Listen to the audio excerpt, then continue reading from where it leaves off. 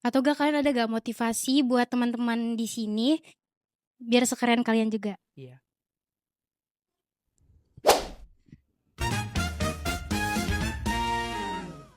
Assalamualaikum warahmatullahi wabarakatuh. Kembali lagi di studio podcast Radio Foju. Tempat di mana kaulah muda bercerita.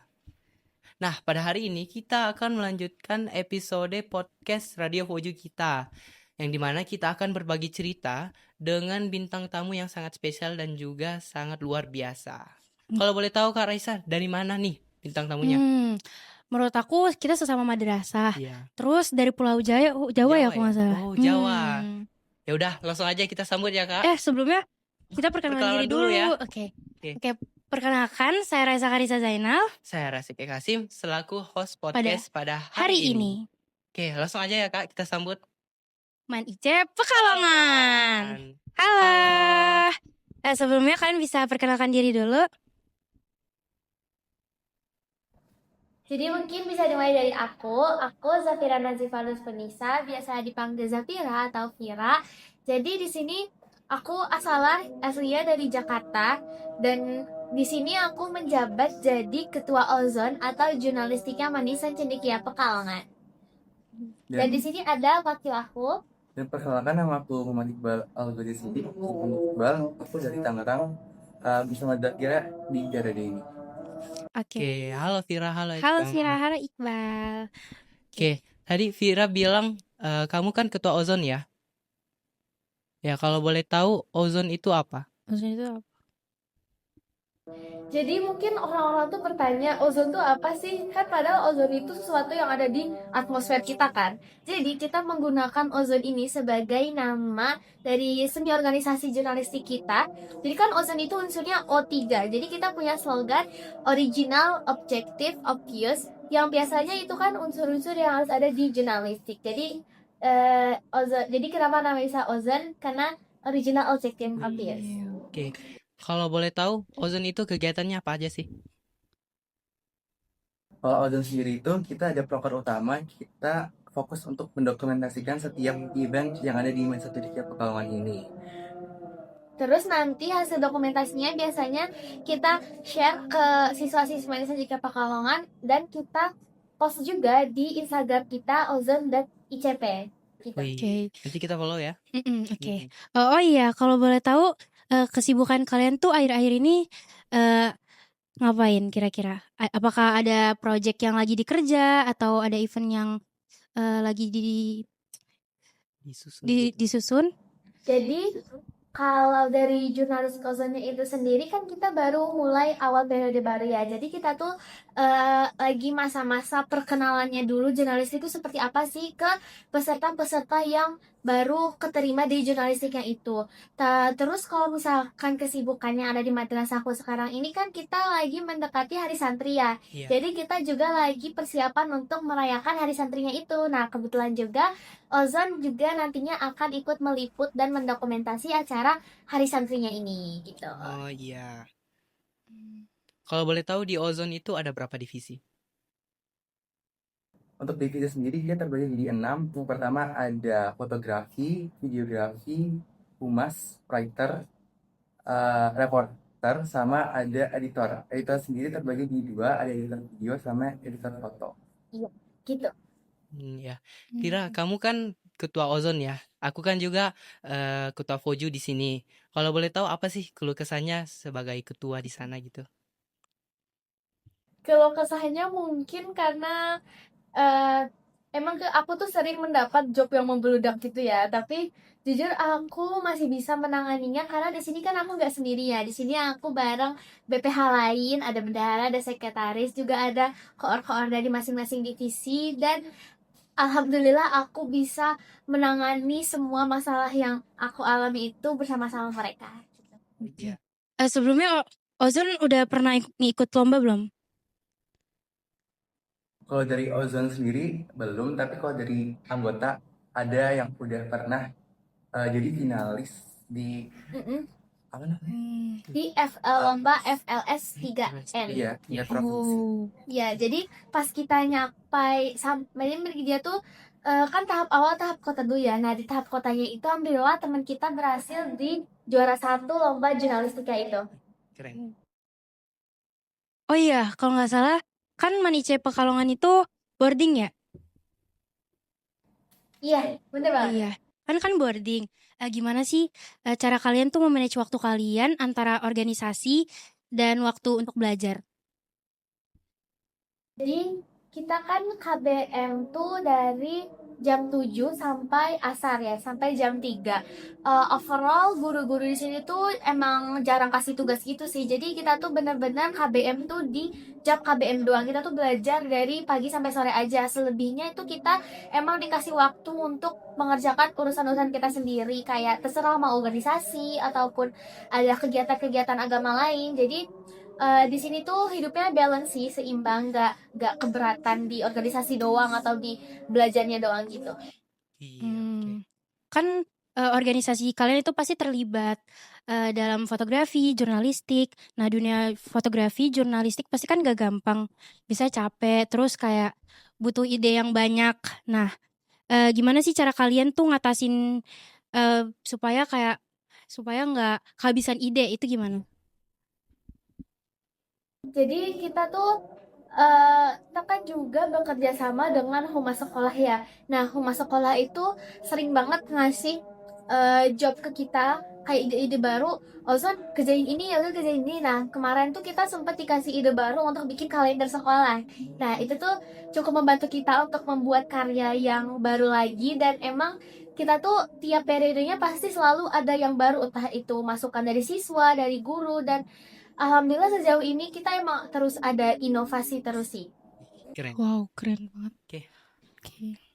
Kayaknya kita masuk ke pertanyaan inti. Oke? Oke. Kalau boleh tahu, Manice Pekalongan kan jadi top 2 ya. Apa sih prestasi yang paling berkesan yang pernah diraih oleh madrasah Manice Pekalongan ini?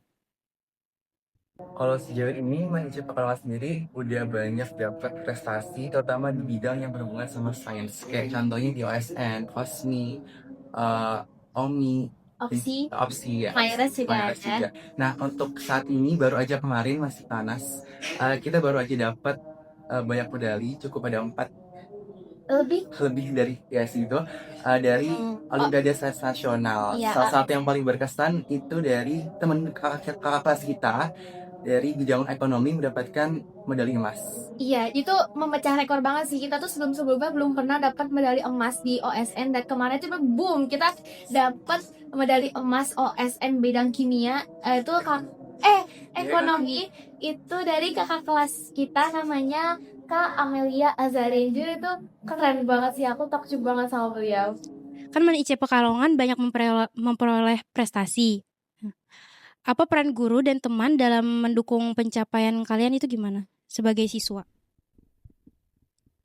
Jadi jujur sekolah ini cukup memfasilitasi kita supaya bisa menang-menang di lomba-lomba tersebut. Jadi kita tuh dari awal masuk sekolah kita udah dikasih materi-materi terkait olimpiade. Terus nanti kita ada seleksi untuk masuk ke suatu tim khusus untuk mempelajari materi lomba-lomba tersebut, namanya tim KBS. Jadi tiap tim KBS itu dibagi lagi jadi materi-materi yang akan dilombakan di OSN. Ada kimia, biologi, fisika, matematika, geografi, ekonomi, astronomi, sampai kebumian juga ada.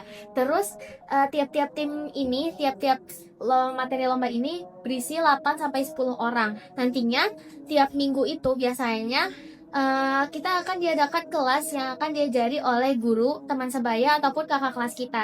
Selain itu kita juga mengundang tim pengajar dari luar. Kita kemarin sempat mengundang namanya Katalis. Jadi dia tuh akan ngajari kita gimana sih ngasih soal-soal lomba olimpiade. Nanti kita diajari cara mengerjakannya, dan itu cukup membantu untuk mengembangkan bakat kita di materi itu sih. Dan akhirnya hal-hal itu juga cukup membantu kita mencapai prestasi-prestasi yang luar biasa. Kalau boleh tahu apa sih tips menjaga motivasi kalian untuk terus berprestasi? Kalau dari aku sendiri sih ya, karena prinsip aku itu, aku di sini kan sekolahnya jauh dari rumah ya. Jadi aku merasa aku sekolah dari jauh dari rumah ini, aku harus bisa membawa hal yang berbeda jika aku sekolah dekat rumah gitu.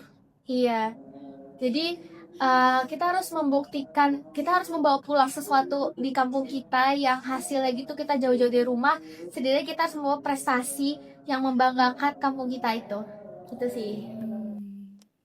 Jika diberi kesempatan nih, ya Manici Pekalongan atau misalnya Ozon untuk kolaborasi lomba, bidang apa yang kalian mau buat gitu?